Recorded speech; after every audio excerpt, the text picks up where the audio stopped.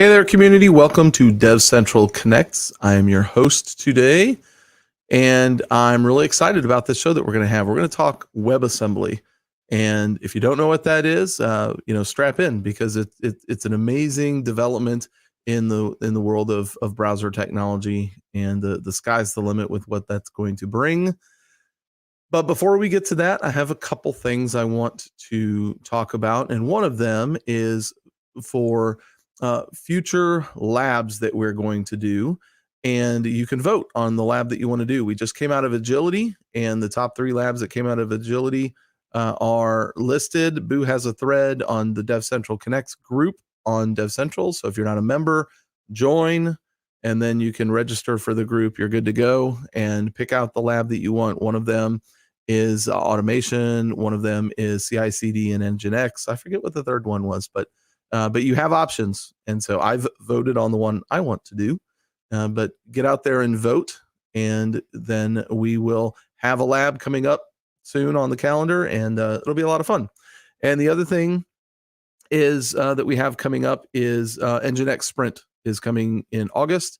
And so if you have not registered for Nginx Sprint, get out there, get yourself registered. Every year that I've gone, I learn a lot. I especially love the Nginx unit product, and they always have some sessions on that. And so I look forward to what they have on that front. But there's also obviously, controllers going to be Nginx Plus and the Nginx app firewall. All this stuff is going to be front and center. We're going to learn a lot, and it's going to be a lot of fun. So make sure that you join. I'm going to add my good friend Boo to the show. Boo, how are you today? I'm good. How are you doing, Jason? I'm doing well. Last week's show, I was like a little bit, sniffly and all that. And like the next day is like, man, I just don't feel well, and took a COVID test, and voila, I was positive. And I was like, my first run of COVID was no bueno. I was in the hospital for that. This one was no problem. 3 days and maybe four days total, but felt like crud for a few days, but then no big deal. So I was really really happy to get through round 2. So of course it's going through, but right like as we're counting down the show, my daughter texted me a picture, and she's positive. So my wife tested positive on Saturday. My daughter tested positive today. So it looks like it's going through the whole house. So good times on the ROM front. But I think that much less virality, is that the right word? We'll ask our infectious disease expert who's coming on to talk about WebAssembly. Much less potent this time around, seems like. Yes, but I'm super glad to hear that. Yeah. But before we get into things, I understand that somebody just is cresting over the hill today. Is that right? Oh, wow. Yes, I have crested over the hill of 40.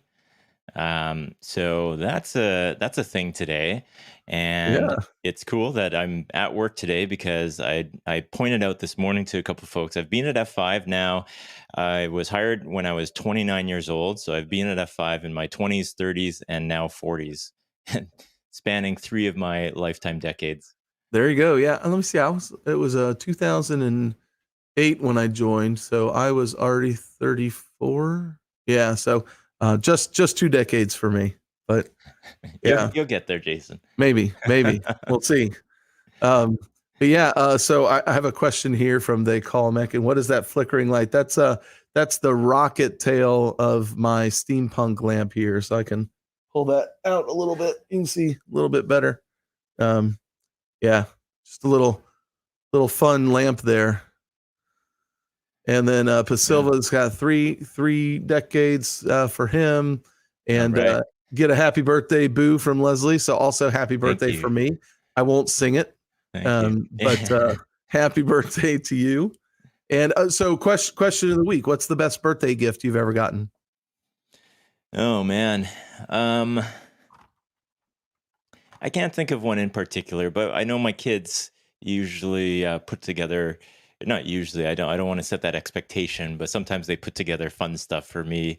One year they put together just some pictures of them kind of dressing up as me and kind of making the shape of DAD for dad and stuff like that. So that's always the fun stuff. I think as you get older, you've accumulated a whole bunch of material things at a certain point in your life, and you're just kind of like, yeah, I could buy another thing, but that doesn't really add much more happiness to my life. So usually the fun things are the ones that come from family that they've come up with themselves. I love to see their creativity.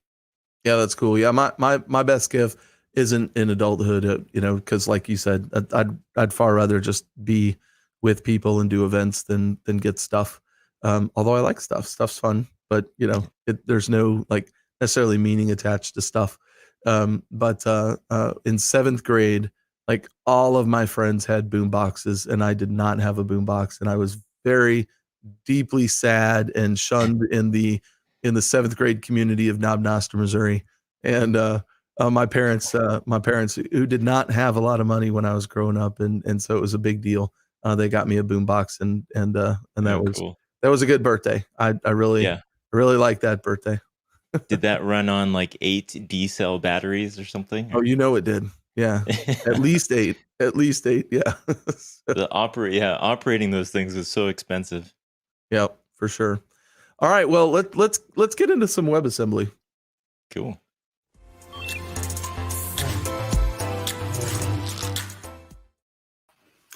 Well, welcome to the show, Dave McAllister. Hey there. Hi, everybody. So, wow. Hey. I'm feeling really young here since, I joined in 2021. Oh, there you go. Yeah. So yeah, you're spring chicken here in the F5 universe, right? Yeah. So thanks for inviting me onto the show today and letting me talk about some of my passion items, of which WebAssembly is definitely one of them. So where would you like to start? Well, first I'd like to start, you mentioned before we even got it that you like to study infectious diseases. So like did I use that word right? Virulity? Is that what it is? Virology is one of them, but you can also get into parasitology with malaria and with the various bacterial forms as well. So it's kind of interesting when you start tracking these things, particularly historically, where things come from, where things go to, and what the impact has been around the world. We often think of things like, oh my God, the Black Death killed more people.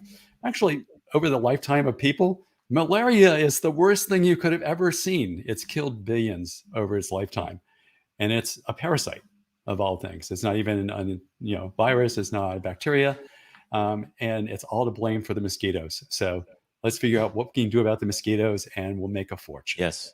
I would love that right now. Maybe it was a TED Talk, but I actually saw a thing where a guy was doing some kind of a medical clinic barrier where he had some kind of femto lasers that it would look at just the female, because apparently only the female mosquito is the one that bites you. And so he would track and be able to tell in the field as they came in to the medical area that if it was a female, and then with a femto laser could burn their wings off and they just drop to the ground. And so it's like, yeah, it was like, hey, if we built these, and of course I have no idea what the cost of that thing was, but they built these and at least could like treat people before, they died or carried it on to other people, that it was something that they were hoping would make a dent in that, annual scourge of death. That actually makes a lot of sense. And by the way, along with your, yes, only females bite, but only males hum. So when you get that mosquito in your ear that's humming and you go crazy trying to kill it, it's the one that's not going to bite you. Oh, it's the ones you don't hear. Interesting. That's good to know. Okay, so all right, WebAssembly. When did that come to be? Because I was like, I don't think maybe until the last year I heard much about it. Yeah, it's interesting. So WebAssembly actually got kicked off in about 2015, and it came out of some work that Mozilla did with something called ASM.js, and then some stuff that Google did, Google Client Manager or something like this. And really, it was first seen the first time was a game. Unity put out a game called Angry something that ran in your browser. And that's the secret of why WebAssembly became interesting. It's bytecode. It is bytecode that is completely portable and doesn't care what operating system you run on or what OS you run on or what CPU you run on. It is truly portable bytecode. And that started the effort. In 2017, by the way, it became available on every major browser. It's built into every browser, has a WebAssembly capability built into it. And then I've forgotten exactly which one, but it is the first language added to the browser standards by W3C. So there are 4 standards inside of here, sort of the HTML, CMS, CSS, JavaScript, and now WebAssembly are the things that are now standardized to be in every browser everywhere. So first of all, everybody's got it. Yeah. But why is it so cool and why is it so important? And that comes down to a real simple thing here. As we move to modern applications and cloud native type of applications, need to be able to deliver our applications anywhere, at any time, on any device without any concerns. And WebAssembly meets that. So you can build anything you want to. You start with C, start with C++, you start with JavaScript. I don't care. You then, using an old term, I'm sorry, I'm in the old category. I am going to compile to a target, which is WebAssembly. And WebAssembly is this portable bytecode, which looks a lot like assembly code, but also has a text format. So you can actually say, give me the textual version of this and read it just like you would any other program. Or you can get the byte version of this, which looks like binary code. Once you've got that, ship it to your browser, and it runs almost as if it was a completely native application. That is seriously cool. Seriously cool. So, so feel free to interrupt me, by the way, guys, because Boo is actually seeing me in full flight before my friends that come before you in the fullness of time. And I am notorious for being able to talk 15 minutes without taking a breath. But I saw it. I was sold. I'm a total believer now. So this sounds kind of like, oh yeah. What do I need this for? Well, let's start looking at some of the things that have used it. Probably a lot of the people listening have run into Figma at some point in time. And Figma is not written to deliver in WebAssembly, but their graphics rendering engine is completely WebAssembly. When you do something in Figma, it actually renders in your browser as if it was a native program running on your system. Likewise, Adobe has Photoshop and God, how soon we forget here. Adobe's PDF tools are WebAssemblied. They're in beta. They're WebAssembly. You load them in your browser. It's like you bought the program and have installed it on your desk. And they didn't have to change the code. They recompiled for the target. Now, there's a bit of changes that were required because WebAssembly doesn't have perfect control. It is sandboxed, so it is secure. You can't talk to the system outside of the browser. So there's some limitations that are going on around that. But nonetheless, simply think about it. Think about how long Photoshop has been in existence. Think about the ability to take Photoshop's code and target it to WebAssembly and then deliver it natively, 90% plus performance speed in your browser. That's seriously slick. That is that's when my eyes popped open and said, okay, there must be something here. What is it? I don't know. Yeah. So, well, that's pretty compelling all around because, you think about the applications that have only been Windows or Mac or Linux forever. And, I think about like the tool that finally, because of years and years and years of being on Mac and not having access to Microsoft Visio, I've eventually moved on to other tools. But man, I lamented for years that I have to use something not Visio for doing drawings and flow charts and all that other stuff. But to that end, if it's that simple to just map your language to WebAssembly and go for a bulk of what you're able to do, then I is that the kind of thing that we can look forward to that once native Mac only, Windows only apps are now going to be just cross-platform? So the answer is kind of a mixed bag. And the answer in the long term, 2 to 3 years, is probably actually going to be yes. But right now, what we are lacking is the system interfaces. So for instance, with Visio, you probably want to be able to access your local storage systems, your local file systems. You don't want to necessarily have to round trip this. You don't want to write, so you could write, if my memory serves me correctly, you could start with WASM, write a JavaScript routine, and has from WASM to JavaScript to be able to look at some of the local things. But part of WASM's model was to be as secure as possible, because it'd be really easy to load something malicious into your browser. It's too darn easy as it is now for that. So we have this thing, though, that's being developed called WASI, W-A-S-I, WebAssembly System Interface, which starts giving us some of the hooks that are needed to bring this into a backend model. And so now we can deliver them that run in your browser, but also can run to the backend and run working with the local systems.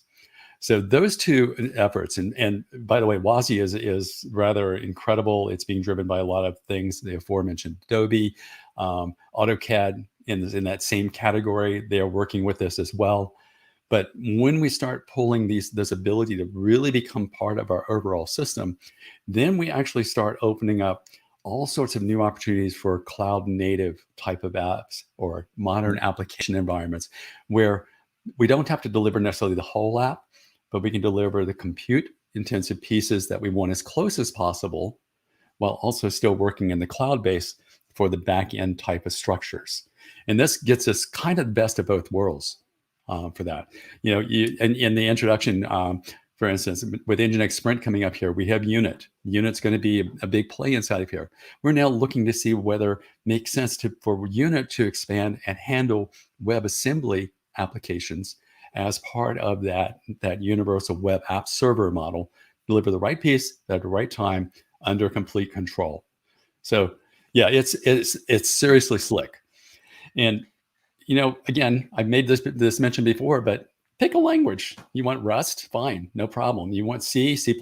No problem. There are all sorts of tools that let you get from that language to your WebAssembly bytecode structures just off the bat. I wish it was 100%, but there's always going to be work to do. Yeah, there's always work to do. And I know there's a couple compelling use cases that I've seen. One of them is, Python in the browser. I mean, that's been, for me, and the community of interest there is they've been on that for years. And there's been some approaches and all that where it's, pretty much just, hey, you put this in and we've got JavaScript libraries. We'll just convert to JavaScript. But, with Pyodide and then PyScript that's there, it's like native. It's native now. And so I'm starting to look at use cases for that. I know the machine learning and data science, group within Python are like, chomping at the bit. It's like, ooh, now I can just do natively everything in my browser. That's kind of awesome. It's really cool. Yeah, the data science guys I'm just thinking of, and I think I mentioned this to you, Dave, like some of the thin client applications for this. So I'm thinking of like large wide area networks I've seen before where they have remote thin clients. They have to pay for private links to all of these remote like mine sites or operation sites just to get access to terminal servers. And so if they could potentially do away with all that, they deploy a network that is just more internet accessible. Instead, they still have system interfaces to get to a local printer or a local card reader for security, and then have access to local operations equipment as well. But then that delivery happens over internet, and maybe they run something like distributed cloud to be able to host the applications and deliver them down into the browser. Like those private internet links to some of these remote locations, you pay for like a couple megabits, and it's the cost of like a 100 megabit internet connection. So I could see this changing that as well. Yeah. So then you just described my neighborhood. I'm sorry for that. Yeah. That's actually a really good case, because once you've got it down, you've got access to it. And so it becomes not necessarily a speed of performance, but a reliability of performance issue. how can I get the data down there? Of course, we all know that better is faster, but nonetheless, it still becomes that category. There's also an interesting marketplace that people don't quite often think about, even though the first WebAssembly was a game, is that WebAssembly is re-enabling the indie game developer, the person who by himself builds a game, but he's not had a really good delivery mechanism to be able to deliver the game out. And we're beginning to see this movement with the small 1 to 2 players where they can now build these things, whatever language they want, and then build it to WebAssembly and deliver it, knowing that any of the major browsers, it'll just run. And so we're beginning to see this new indie game movement come back to life that we saw a while ago. Yeah, you're not gated by the app store, so you're saying? That might be a way of saying it, but So potentially that means with a system interface, they get access to the video card. Yeah. Yeah. That's cool. Well, you can actually get access to the video card pretty well right now. And there is, I believe, one existing library interface, which will actually let you make use of your GPU as your computational unit inside of a WebAssembly space, which is seriously slick for anything in the gaming space. That's interesting, because we've just seen, I think we talked about this on a previous show, how Fortnite was getting around the App Store by being delivered through Xbox Live through browser, I think. And I wonder if that is already a WASM solution, or, I mean, potentially now Fortnite could just go straight in through the browser.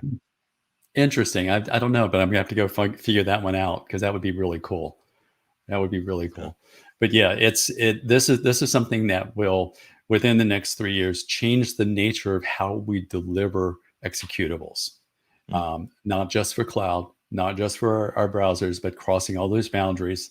And in a sense, with WebAssembly to the browser, we all are now living in a serverless world where our applications are on demand anywhere we need them at any place and at any time. So one more point I wanted to make there too. I'm going through this white paper and I'm trying to rationalize it in my head. It's a white paper that was released by F5's Office of the CTO, and it's on Edge 2.0 principles. And so I just thought, when I was first coming up with what this light board would look like, I was like, oh, the Edge is this compute that's over here. But then I had a chat with the distinguished, I think he's a distinguished engineer with our Octo group, and talking through it, he's like, Edge is not just that piece that's over there. Like, Edge is anything that can compute can be a consumer and a subscriber to Edge at this point. So we have to shift how we're thinking about Edge, because it's just everything now. It just depends on what you're doing. Yeah, that makes perfect sense. And you're right. WASM is probably a good fit for that. So yeah, I mean, you mentioned it yourself a few minutes ago. It's like, the compute is what you're delivering in the browser at that point. And so, that, at least for the user, your edge compute is right there. Right. So, yeah. But, well, I don't want to take up too much of your time. And honestly, I think we're going to have a lot more conversations about WebAssembly down the road. So hopefully we'll be able to have you back in the future. Thank you so much for joining us today, Dave. And look forward to future conversations. Take care. Thank you. And anytime, I'm willing to come talk about anything. Thanks. All right. Appreciate it. Fantastic. Yep. All right.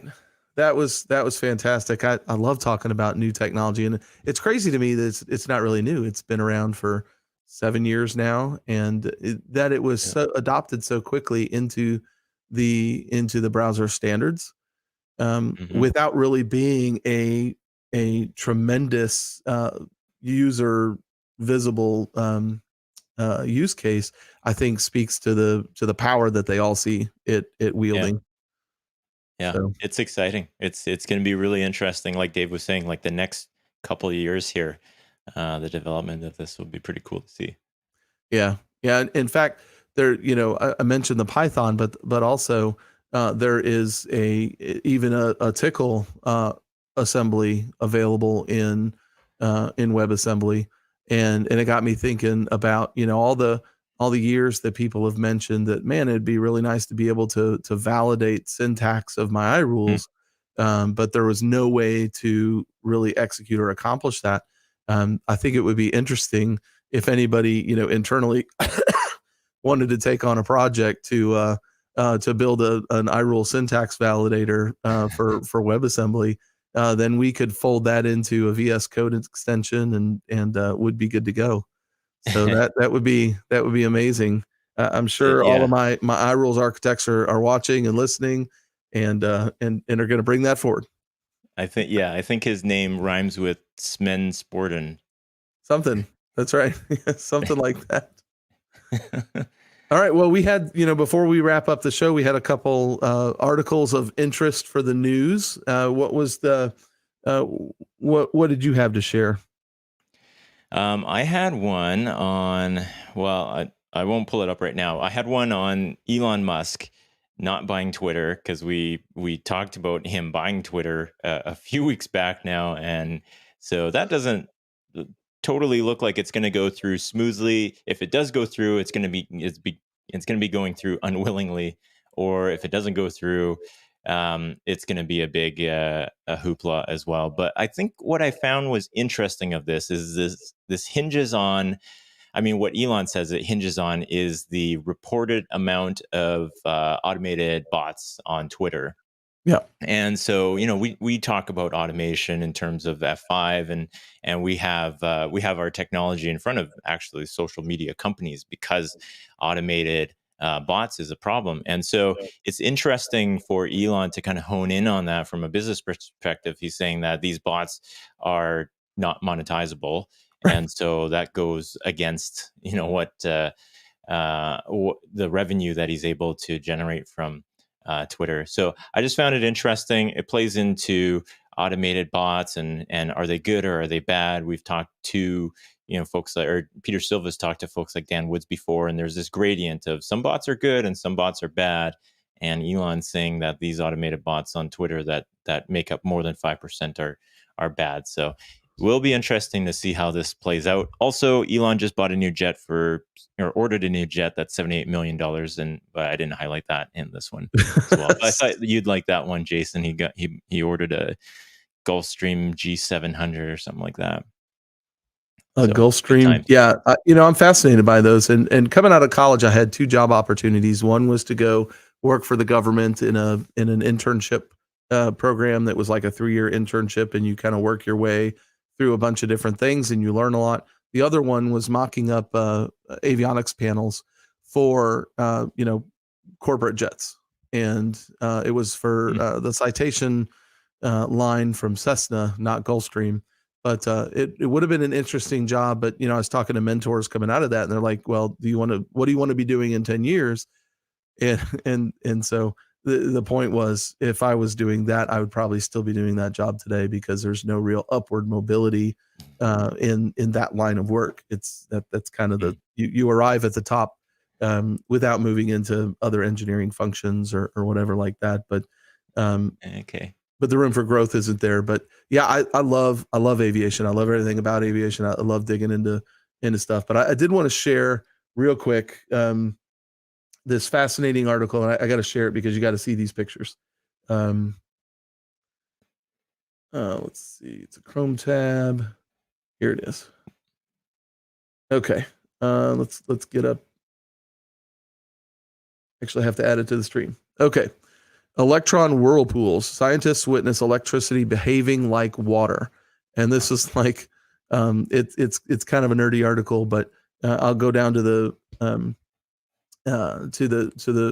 important picture. But you think about electrons moving and all that, and so they just like flow in one direction, and that's what it is.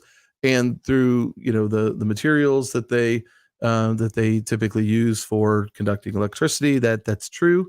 In fact, you can see here, even you have these side parts of the material, and even with that, they just kind of bend around the material and then continue to flow in the direction from source to sink, like you learn in electronics school or classes or whatever. But this tungsten ditelluride material, when they pass it through, they actually get into this side material, and then they actually start circling in opposite direction.